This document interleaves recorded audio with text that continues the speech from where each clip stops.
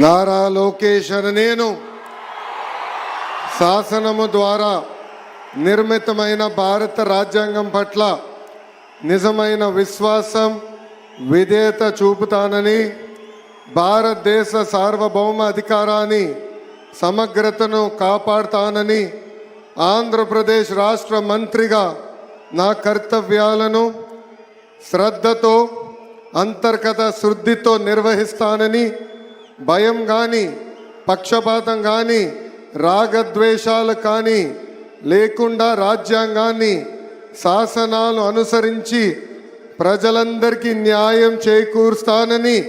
దైవ సాక్షిగా ప్రమాణం చేస్తున్నాను. నేను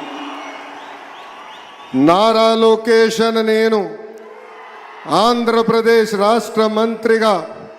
నా పరిశీలనకు వచ్చిన లేదా నాకు తెలియవచ్చిన ఏ విషయాన్ని నా కర్తవ్యాలను సక్రమంగా నిర్వహించేందుకు అవసరమైన మేరకు తప్ప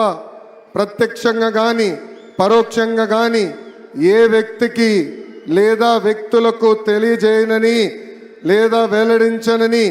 దైవ సాక్షిగా ప్రమాణం చేస్తున్నాను.